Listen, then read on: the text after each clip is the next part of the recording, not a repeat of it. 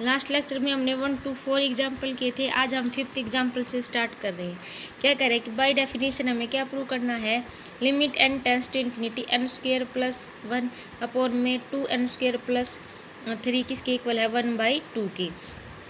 By definition ले लो, इसको हम क्या कंसीडर कर लेंगे an क्या आपके पास n स्क्वायर प्लस 1 अपॉन में 2n स्क्वायर प्लस 3। अगर अब साइलेंट ग्रेटर देन 0 है बी यानी गिवन रियल नंबर, तब क्या आ जाएगा modulus of an minus L की वैल्यू क्या है 1/2।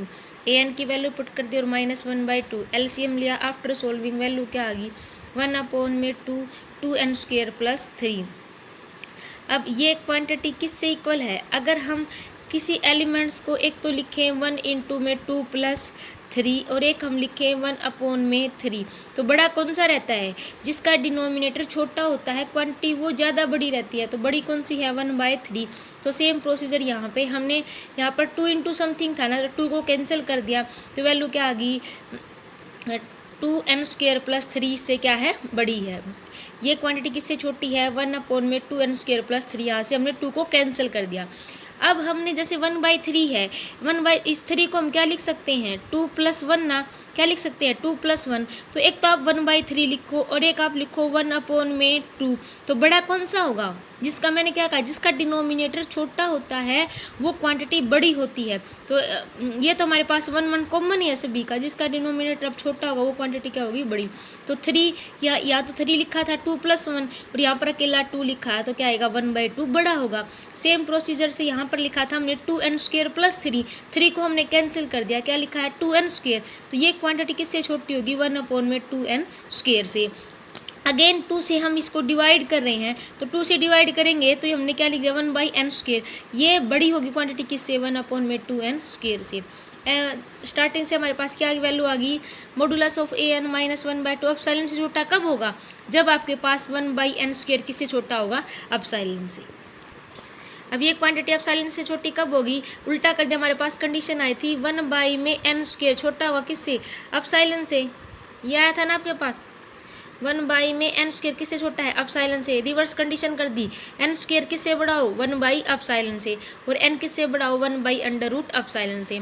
तो ये क्वांटिटी अब साइलेंट से छोटी कब होगी, if m is greater than equal to m, for all m greater than equal to n greater than equal to m। तो हमें ऐसा m मिल गया जिसकी वैल्यू क्या है 1/√3, जिससे बड़े सभी n के लिए कंडीशन क्या है सेटिस्फाई। तो बाय डेफिनेशन आपके पास क्या हो जाएगा, limit n tends to infinity an equal to में 1/2, जो हमें प्रूव करना था। an की वैल्यू क्या है n स्क्वायर प्लस 1 अपॉन में 2n स्क्वायर प्लस 3। तो ये हमें प्रूव करना था। नेक्स्ट आपके पास क्या है n स्क्वायर इक्वल टू में 3 + 2 √n अपॉन में √n। हमें प्रूव करना है कि इसकी लिमिटिंग वैल्यू क्या है आपके पास 2, इसकी लिमिटिंग वैल्यू क्या है आपके पास 2। ये भी हमें बाय डेफिनेशन शुरू करना है। तो क्या लेंगे आपके पास modulus of an minus L की वैल्यू क्या है 2, वैल्यू पुट की सोल्व किया, आफ्टर सोल्विंग वैल्यू आ गई 3 अपॉन में √n। अब ये क्वांटिटी अब साइलेंट से छोटी कब होगी, जब आपके पास 3 अपॉन में √n किससे छोटा होगा अब साइलेंट, क्योंकि ये क्वांटिटी किसके इक्वल है, जो ये हमारे पास मॉडुलस में जो क्वांटिटी आई है वो किसके इक्वल है 3 अपॉन में √n के। अगर ये अब साइलेंट से छोटी कब होगी, जब इसके इक्वल क्वांटिटी है वो किससे इक्वल आ जाए छोटी आ जाए अब साइलेंट से। अब रिवर्स कर रहे हैं √n अपॉन 3 क्या, तो ये किससे ग्रेटर देन हो जाएगा 1 अब साइलेंट से, और √n किससे बड़ा हो जाएगा 3 अपॉन में अब साइलेंट से। हमें n पर कंडीशन चाहिए, n किससे बड़ा हो जाए 9 अब साइलेंट का स्क्वायर। अब जो ये 9 अब साइलेंट का स्क्वायर है इसको हम क्या मान लेंगे m। तो हमें एक ऐसा m मिल गया जिससे बड़े सभी n के लिए कंडीशन क्या है सेटिस्फाई। तो बाय डेफिनेशन क्या हो जाएगा limit n tends to infinity an की वैल्यू क्या आ गई 2। नेक्स्ट क्वेश्चन क्या है, an है हमारे पास 1 प्लस में -1 की पावर n अपॉन में 2n। हमें find the least positive integer m such that कि आपके पास मॉडुलस ऑफ an माइनस 1 किससे छोटा आ जाए 1 अपॉन में 100 की power 3 for all n greater then m। तो हमें ये कंडीशन प्रूव करनी है।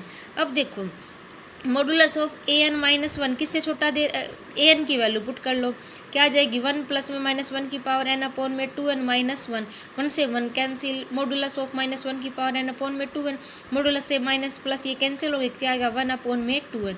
अब ये क्वांटिटी इससे छोटी है और ये किसके इक्वल है आपके पास 1/2n के, तो क्या आ जाएगा दिस क्वांटिटी लेस देन 1/100 की पावर 100 के क्यूब इफ 1/10 का क्यूब इफ ये क्वांटिटी किसके इक्वल है 1/2n किससे छोटा हो जाए 1/10 का क्यूब के। रिवर्स कर दी कंडीशन, ये तो एज इट इज चलेगी, लेफ्ट हैंड साइड और एज इट इज चलेंगी, सिर्फ इफ के बाद वाली टर्म चेंज हो रही है।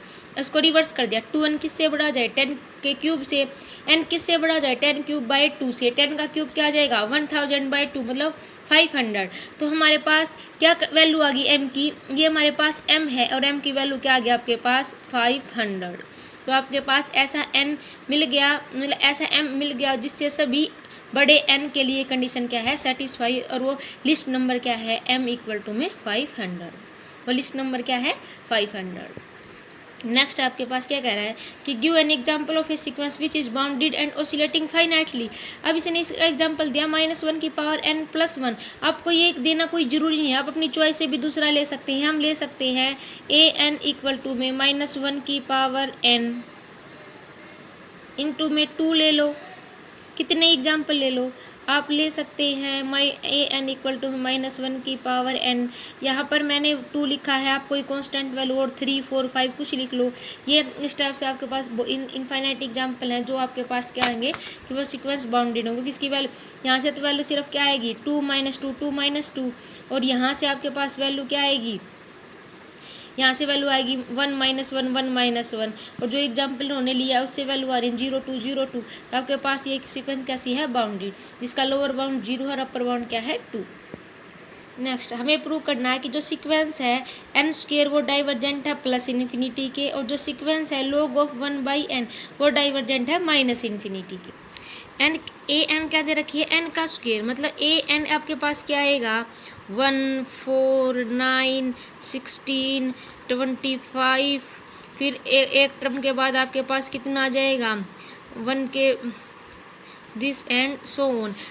तो आप क्या कह रहे हैं डाइवर्जेंट के लिए हमें क्या दिखाना होता है कि हमें एक ऐसा कितना भी बड़ा हम नंबर क्यों ना कंसीडर कर लें, सीरीज़ का एलिमेंट्स उससे बड़ा चला जाए। अब आप कितना ही बड़ा एलिमेंट्स कंसीडर कर लो, जैसे वो हमने क्या मान लिया के मान रखा है कि जो वो क्या है हाउएवर लार्ज, कि वो क्या है बहुत बड़ा है, लेकिन फिर भी n की किसी न किसी वैल्यू के लिए वो किससे बड़ा हो जाएगा k से, क्योंकि आपके पास n नेचुरल नंबर है और उसका आप स्क्वायर करते जा रहे हैं।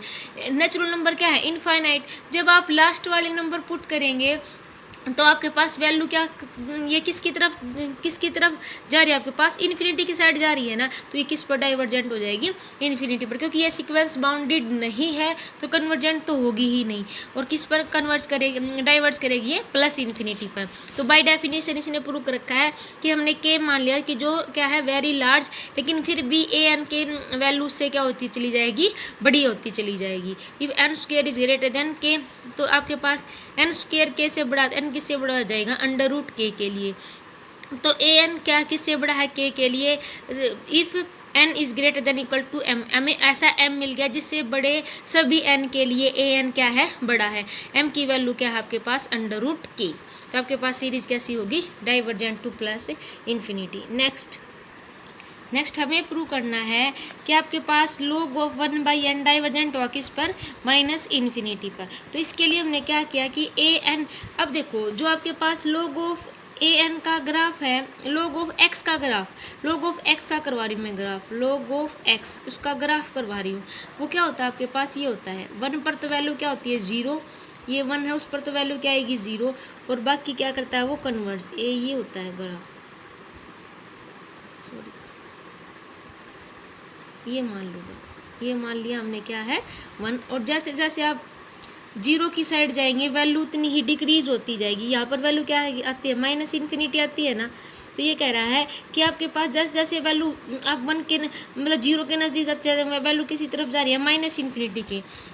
तो यही तो है आपके पास, ये क्या है series log of 1, log of 1/2, log of 1/3, log of 1/4 and so on. तो ये आपके पास वैल्यू कहाँ की साइड जा रही है 0 की साइड जा रही है ना। तो जैसे जैसे 0 की साइड जाता जाएगा वैल्यू क्या होती जाएगी -∞। तो इसने बाय डेफिनेशन कहा है an, अगर हम कोई के क्या ले लें हाउएवर लार्ज इट में भी, तो an किससे छोटा है -k से। इफ़ log ऑफ 1/n किससे छोटा हो जाए -k से। अब ये क्वांटिटी माइनस के से छोटी, इसका मतलब क्या है, अब इसको क्या लिख सकते हैं, माइनस लॉग ऑफ एन किससे छोटा है, माइनस के से, के नेगेटिव नेगेटिव कैंसिल कर दिया, लॉग ऑफ एन किससे बड़ा होगा, के से। अब ये क्वांटिटी माइनस की छोटी है, जब एन बड़ा है ई की पावर के से, तो हमें ई की पावर के ये किसकी वैल्यू आ गई, एम की, तो हमें एक ऐसा एम मिल गया जिससे बड़े सभी एन के लिए ए एन क्या है, छोटा है किससे, माइनस के से। तो दिस इम्प्लाई आपके पास limit n tends to infinity a n क्या आ जाएगा, माइनस इन्फिनिटी।